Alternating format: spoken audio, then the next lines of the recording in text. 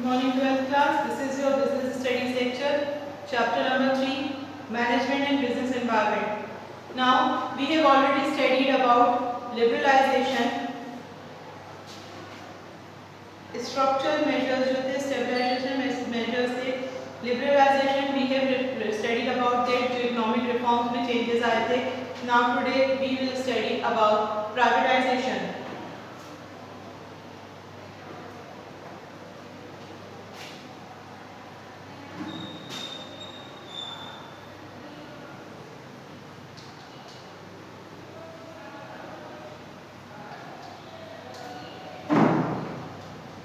Liberalisation में government ने जो पब्लिक थी प्राइवेट सेक्टर्स को परमिशन दे दी थी, रेस्ट्रिक्शंस कम कर दिए थे.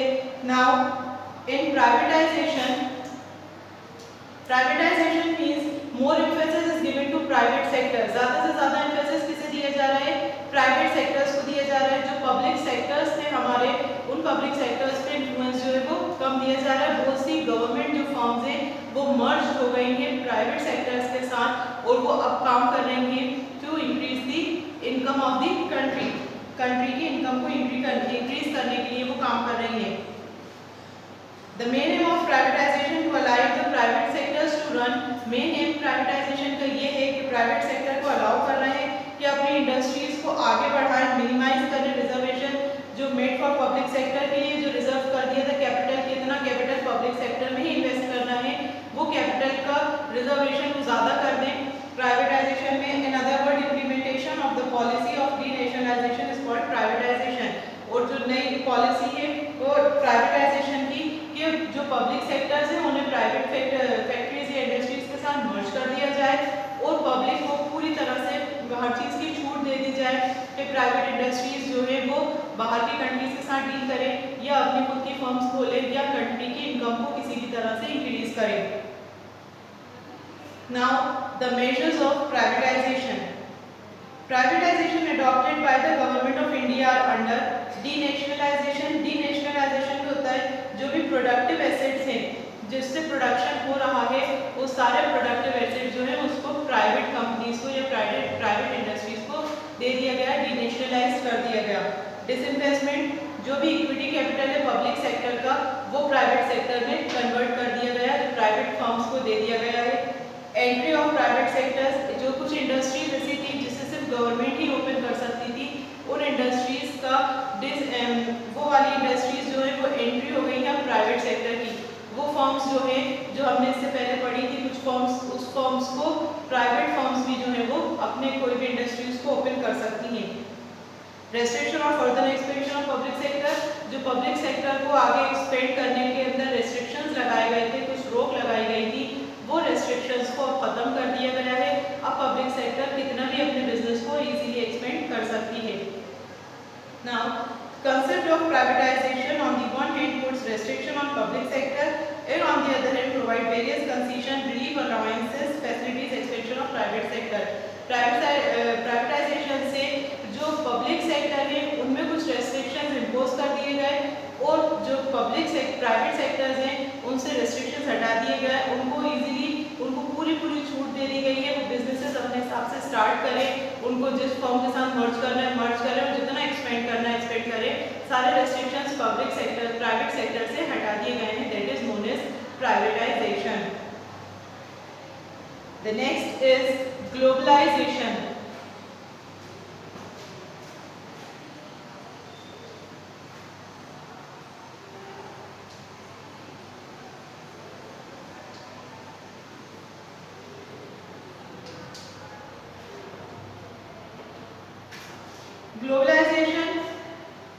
Globalisation is is name suggest पूरे वर्ल्ड में बिजनेस करना.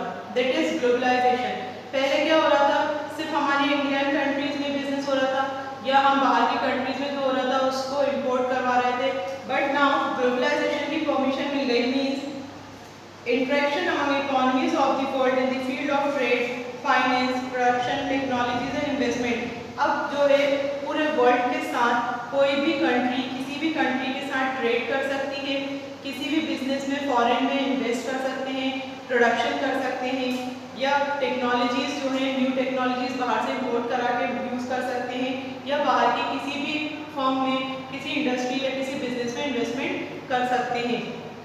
इनफैक्ट ग्लोबलाइजेशन जो है उसका मेन एम है कि फॉरेन ट्रेड को, प्राइवेट और इंस्टीट्यूशनल फॉरेन ट्रेड को एक्सपेंड करना। जो हमारा प्राइवेट ट्रेड है वो फॉरेन में भी जाकर ज़्यादा तेज़ी से आगे बढ़ सके और सारे रेस्ट्रिक्शंस जो है, जो रुकावटें थी, जो रेस्ट्रिक्शंस थे, उन सब रेस्ट्रिक्शंस को ख़त्म कर दिया गया। That is globalisation. The objectives of globalisation, globalisation का ऑब्जेक्टिव्स और उससे जो बेनिफिट्स रिसीव हुए हैं। The first objective is removal of inefficiency.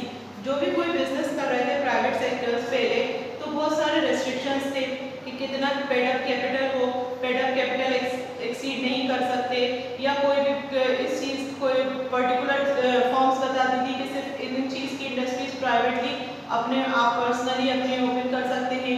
कुछ चीज़ रेस्ट्रिक्शंस, बहुत ज़्यादा रेस्ट्रिक्शंस थे, ये सारे रेस्ट्रिक्शंस प्राइवेटाइजेशन में हटा दिए गए। ना ग्लोबलाइजेशन में जो है एफिशिएंसी को बढ़ा दिया गया कि सारी ट्रेड और सारी इंडस्ट्रीज जो हैं वो अपनी फॉर्म के साथ साथ दूसरी फॉर्म्स के साथ भी बिजनेस कर सकते हैं, दूसरी कंट्रीज के साथ भी बिजनेस कर सकते हैं। तो जो है एफिशिएंटली जो बिजनेस है एफिशिएंटली हो रहा है। इंक्रीज इन प्रोडक्टिविटी, जब ग्लोबलाइजेशन हुआ सारी बिजनेसेस जो हैं आगे बढ़े, तो इसमें क्या हुआ, there will be improvement in the allotment of resources. जो भी रिसोर्सेज थे उनमें अलॉटमेंट में इंक्रीमेंट हुआ, रिसोर्सेज को अलॉट करा गया। अंडर डेवलप्ड कंट्रीज में रिसोर्सेज प्रोवाइड करे गए, कैपिटल आउटपुट रेशो जो है वो कम हो गया और प्रोडक्टिविटी जो है लेबर की वो बढ़ गई। जब अपनी ही कंट्री में प्रोडक्ट बनाए जाने लगेंगे तो उसका जो कॉस्ट है वो कम रहेगी, कॉस्ट कम रहेगी तो इसकी वजह से लेबर की प्रोडक्टिविटी जो है वो इंक्रीज होगी और टेक्नोलॉजी जो है हमारी कंट्री की वो भी इंक्रीज होगी through the globalisation. Competition, globalisation में प्राइवेट कंपनीज जो है फॉरेन कंपनीज के साथ इजीली कम्पीट कर सकती हैं, फॉरेन के साथ वो डील कर सकते हैं, फॉरेन फर्म्स के साथ। Uneconomic import vanish gradually, cheap import जो है, जो अनइकोनॉमिक इंपोर्ट्स था, जो बाहर से चीज़ें आ रही थी बहुत कॉस्टली आ रही थी, फिर वो उससे ज़्यादा कॉस्ट में हमारी कंट्री में सेल हो रही थी, तो हमारी इकॉनमी जो है वो डाउन हो रही थी। बट अब बाहर से जो चीप रेट में प्रोडक्ट्स इंपोर्ट करा सकते हैं वो इंपोर्ट कराए जाते हैं, और अगर रॉ मटेरियल्स इंपोर्ट करा के उसको प्रोडक्शन करके कम से कम रेट में उसकी सेल होती है। तो ग्लोबलाइजेशन का एक फ़ायदा ये भी है कि कंपटीशन जो है हमारी इंडस्ट्री का, हमारे इंडिया कंट्री का, वो दूसरी फॉरेन कंट्री के साथ बहुत ईजीली बढ़ गया है। Improvement in banking and financial sectors, globalisation की वजह से फॉरेन बैंक जो है वो भी अब बैंक्स के साथ डील कर रहा है, तो फॉरेन करेंसी भी चेंज हो रही है। उसके लिए क्या इंस्टीट्यूशन जो है एफिशिएंसी और फाइनेंशियल जो प्रॉब्लम थी वो बैंकिंग फैसिलिटीज़ बहुत ज़्यादा अच्छी हो गई हैं अब पहले के कंपैरिजन में। Now policy measures of globalisation, policy measures means क्या पॉलिसीज बनाई हैं ग्लोबलाइजेशन ने, क्या मेजर्स हैं, किस तरह से कंट्री को आगे बढ़ाया जाए।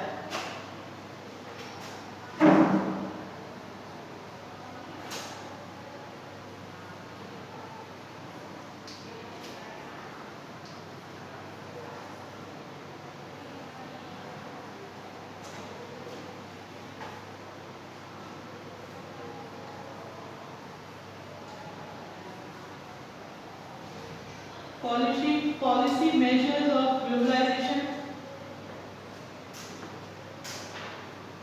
First है increase in foreign equity participation. Equity share holders कौन से होते हैं, मेन शेयर होल्डर्स होते हैं फर्म के, जो बिजनेस में प्रॉफिट और लॉस को बराबरी से बेयर करते हैं। तो इक्विटी पार्टिसिपेशन जो है वो अलाउड हो गया, 40% हम इक्विटी शेयर्स दे सकते हैं फॉरेन कंट्रीज के।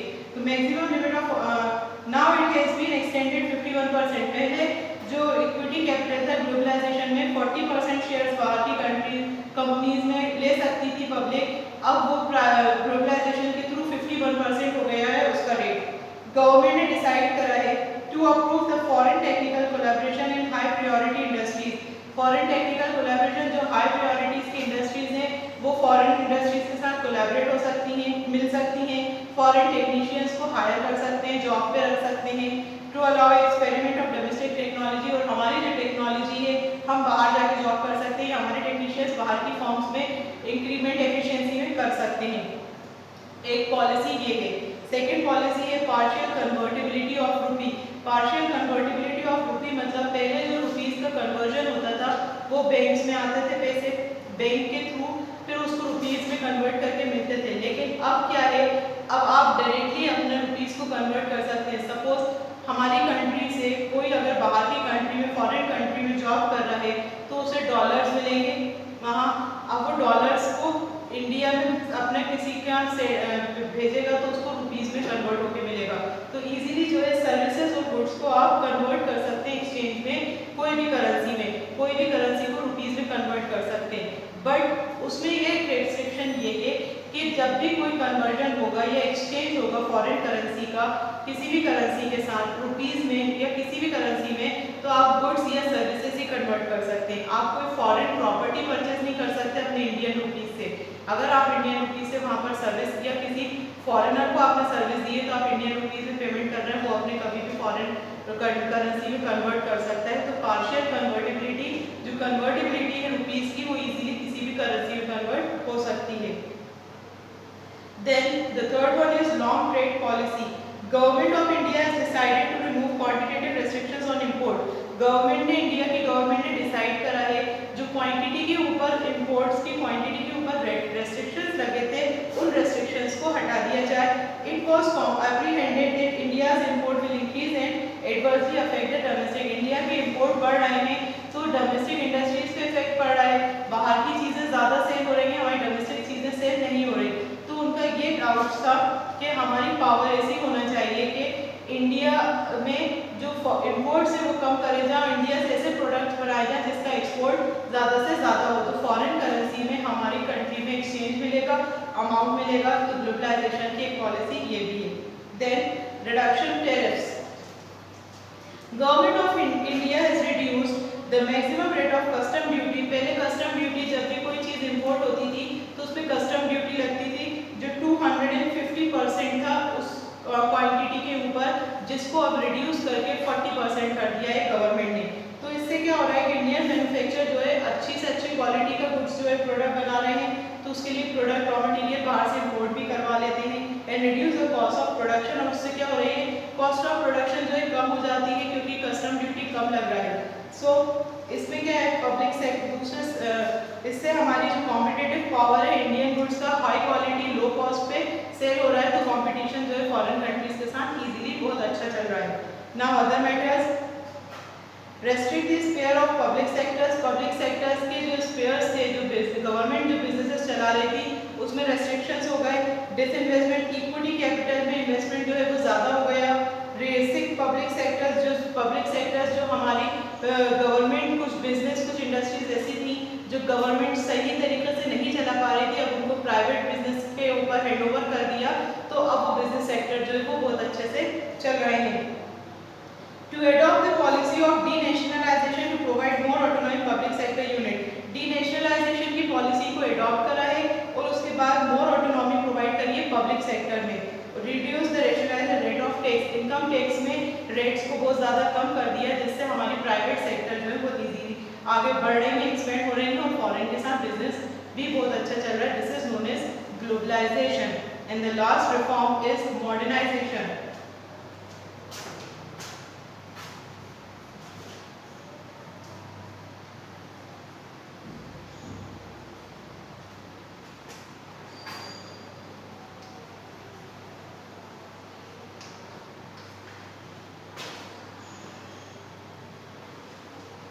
Modernisation as the name suggest, name से पता चल रहा है मॉडर्न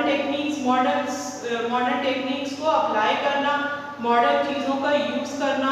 जो अभी नई नई चीज़ें आ रही हैं बाहर कंट्रीज़ में, उन मशीनरीज को हमारी कंट्रीज में प्लांट करके नया प्रोडक्शन करना, दैट इज मॉडर्नाइजेशन। नए इकोनॉमिक रिफॉर्म में ज़्यादा से ज़्यादा एम्फेसिस जो है वो मॉडर्नाइजेशन में दिया गया है। इंडियन इंडस्ट्रीज़ को कैपेबल करा गया है कि वो फॉरेन कंट्रीज़ के साथ कम्पीट कर सके। मॉडर्नाइजेशन मतलब मॉडर्न टेक्निक्स को अपने प्रोडक्शन में अप्लाई करना और अप टू डेट करना मशीन्स और इक्विपमेंट्स को। जो पुरानी मशीन्स के थ्रू प्रोडक्शन हो रहा था, अब उन्हें चेंज करना, अपडेट करना और उसके बजाय न्यू मशीनरीज को इंपोर्ट करवा के जो अपनी प्रोडक्शन क्वालिटी है उसको इंक्रीज करना। अगर मॉडर्न एडवांस टेक्नोलॉजी होगा तो गवर्नमेंट ने डिसाइड कर लिया कि सारे प्रपोजल जो है फॉरेन कंट्रीज के एक्सेप्ट कर लेंगे और जो प्राइवेट सेक्टर है उन्हें भी अलाउ कर लेंगे कि वो डिसाइड कर ले कि अपनी खुद की इंडस्ट्रीज में उन्हें कौन सी टेक्निक, कौन सी मशीनरीज यूज़ करना है, कौन सी टेक्निक का यूज़ करना है कंडीशन, तो वो अपनी कंडीशंस को किस तरह से प्राइवेट सेक्टर जो है वो सुधार सकते हैं। Along with foreign technology, domestic technology will also be developed. अब foreign technology के साथ domestic technology का भी डेवलपमेंट हो रहा है। जो मशीनरीज बाहर से आ रही हैं या बाहर से उसका सेल हो रहा है, तो वो हमारी कंट्री में भी प्रिपेयर होने लगी, राइट। तो हमारी कंट्री का भी इंक्रीमेंट, जो चीज़ें पहले बाहर से मंगाई जाती थी, अब वो डोमेस्टिकली हमारी इंडस्ट्रीज में, डोमेस्टिक इंडस्ट्रीज में उसका प्रोडक्शन हो रहा है। तो इससे क्या हो रहा है, मॉडर्नाइजेशन हो रहा है, नई चीज़ें हमारी कंट्रीज में भी यूज़ हो रही हैं, नई टेक्नोलॉजीज भी यूज़ हो रही हैं। तो गवर्नमेंट ने टैक्स कंसेशन दे दिया है इंडस्ट्रीज को कि वो बाहर की चीज़ों को अपनी कंट्री में जो है वो प्रोड्यूस करें, उनको टैक्स कंसेशन भी मिला है। कुछ स्टेप्स भी ली हैं, steel plant, cotton textile mills, jute mills, sugar mills, leather, ये सारी जो इंडस्ट्रियल यूनिट है पब्लिक और प्राइवेट सेक्टर की, इनको मॉडर्नाइज कर दिया गया है। नई चीज़ें प्रिपेयर हो रही हैं, इसमें प्रोडक्शन हो रहा है। वो मॉडर्नाइजेशन जो है वो self reliance, cost of production उसकी कम है और क्वालिटी जो है प्रोडक्ट्स की वो ज़्यादा से ज़्यादा अच्छी हो रही है। प्रायोरिटीज किसे दी जा रही है मॉडर्नाइजेशन में, प्रोडक्टिविटी इंक्रीज करने को, क्वालिटी इंक्रीज करने को, मॉडर्न टेक्निक्स जो है उसका यूज़ करा जा रहा है। प्रोडक्शन कैपेसिटी पूरी तरह से जितने कैपेबल है, जितना प्रोडक्शन हो सकता है, इंडस्ट्रीज पूरा प्रोडक्शन कर रही हैं।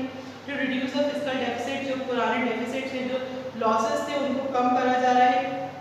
टू इंक्रीज एग्रीकल्चरल प्रोडक्शन, और एग्रीकल्चर क्रेडिट को कम करा जा रहा है और एग्रीकल्चर का प्रोडक्शन वो ज़्यादा से ज़्यादा करा जा रहा है। Adopt liberal policy of infrastructure development, development में अपनी ही कंट्री का जो डेवलपमेंट है उसमें लिबरल पॉलिसी का अडॉप्शन करा जा रहा है, लिबरेट कर दिया जा रहा है, सारे रेस्ट्रिक्शन गवर्नमेंट ने जो है वो खत्म कर दिए। इम्प्रूवमेंट इंश्योरेंस सेक्टर को इम्प्रूव कर दिया गया और कैपिटल एक्सपेंडिचर और रूरल इंफ्रास्ट्रक्चर को गवर्नमेंट ने जो है बहुत अच्छा उसकी कंडीशंस करके उसको बढ़ा दिया है।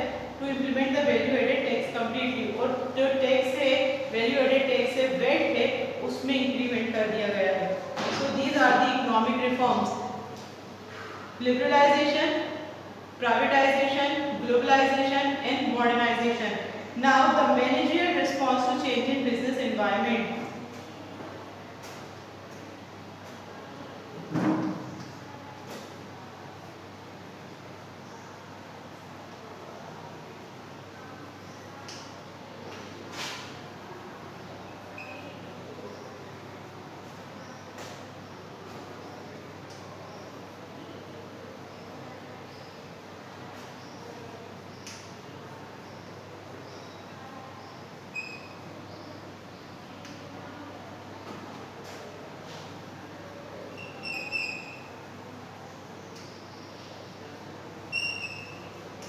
अब मैनेजमेंट में किस तरह का रिस्पॉन्स दिया गया है, कि जो बिजनेस एनवायरनमेंट में चेंजेस आए हैं, इसमें मैनेजमेंट का क्या रिस्पॉन्स है। ये सारे चेंजेस जो आए हैं बिजनेस एनवायरनमेंट में, जो रिफॉर्म्स आए हैं, इकोनॉमिक रिफॉर्म्स के बाद ये जो चेंजेस आए हैं, इसमें मैनेजमेंट के रिस्पॉन्स है। फर्स्ट रिस्पॉन्स ये acquisition and merger of undertaking. नए इकोनॉमिक रिफॉर्म में एक्विजिशन है कि नई अंडरटेकिंग में मर्ज कर लो, मतलब अपने बिजनेस को दूसरे बिजनेस के साथ मिक्सअप करके एक नया बिजनेस स्टार्ट करना। तो मैनेजर जो है वो सक्सेस हो गए हैं अचीविंग देयर ऑब्जेक्टिव। अब उनके जो ऑब्जेक्टिव्स हैं वो इजीली अचीव कर रहे हैं और फर्म जो है वो मार्केट में ज़्यादा से ज़्यादा प्रॉफिट रिसीव कर रही है। सेकेंड है diversification.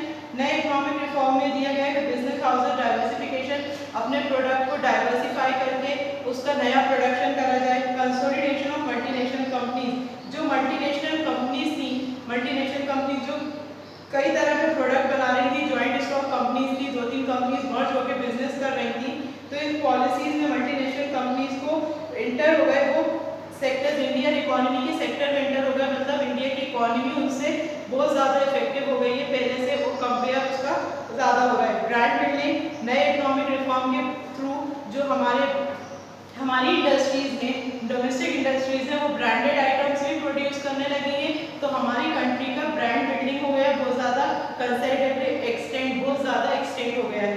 Then selling and distribution. Selling and distribution में अगर देखा जाए तो मार्केटिंग में develop, new economic reform develop हो गए, तो इंडियन और मल्टीनेशनल कंपनीज जो है वो ज़्यादा से ज़्यादा रूरल एरियाज को सेल कर रही हैं, रूम्स बना के वहाँ पर सेल कर रही हैं, और कंज्यूमर जो है वो लार्ज बहुत ज़्यादा उससे अट्रैक्ट हो रहे हैं। चेंज इन कैपिटल स्ट्रक्चर, जब सारे रेस्ट्रिक्शंस हटा दिए गए, पूरी तरह से छूट दे दी गई, तो कैपिटल स्ट्रक्चर जो है वो बहुत ज़्यादा से तेज़ी से चेंज हो रहा है। कंपनीज जो है वो अपने इक्विटी कैपिटल किसी को भी कि उनको कैपिटल की जब भी ज़रूरत होती है वो शेयर्स इशू करके इजीली किसी से भी कैपिटल परचेज कर सकते हैं और अपनी कंट्री को इजीली मोबिलाइज कर रहे हैं एक जगह से दूसरी जगह, एक प्रोडक्ट से दूसरे प्रोडक्ट में। उसके साथ साथ प्रोडक्शन कैपेसिटीज जो है वो भी बहुत ज़्यादा अच्छी हो गई है। पहले से ज़्यादा नए इकोनॉमिक रिफॉर्म में मैन्युफैक्चर प्रोड्यूसर्स जो है वो अपनी प्रोडक्शन की क्वालिटी को इम्प्रूव कर रहा है। तो क्वालिटी इम्प्रूव हो रही है तो डेवलपमेंट हो रहा है यूनिवर्सल मार्केट में, और कंपनीज जो है वो अपने प्रोडक्ट ग्लोबल मार्केट में सेल कर रही हैं, मतलब अपने प्रोडक्ट फॉरेन में भी सेल कर रही हैं, जिससे इनकम जो है वो बहुत ज़्यादा हो रही है। टेक्नोलॉजी, यूजिंग मॉडर्न टेक्नोलॉजी जो है एक स्लोगन बन गया है आज के ज़माने का। मैन्युफैक्चर जो है वो न्यू टेक्नोलॉजीज ही अप्लाई कर रहे हैं, इम्प्रूव कर रहे हैं, क्वालिटी और कॉस्ट की जो है उनके प्रोडक्ट्स की उसको कम कर रहे हैं। तो there has been a great change in their mentality. जो प्रोड्यूसर्स हैं, जो मैनेजर्स हैं, उनकी मेंटालिटी में बहुत ज़्यादा चेंज आ गया। So these are the changes managerial response to business environment. Today our chapter is completed. Chapter number 3 completed. I hope you all have understood the chapter. Okay, now for today. Thank you.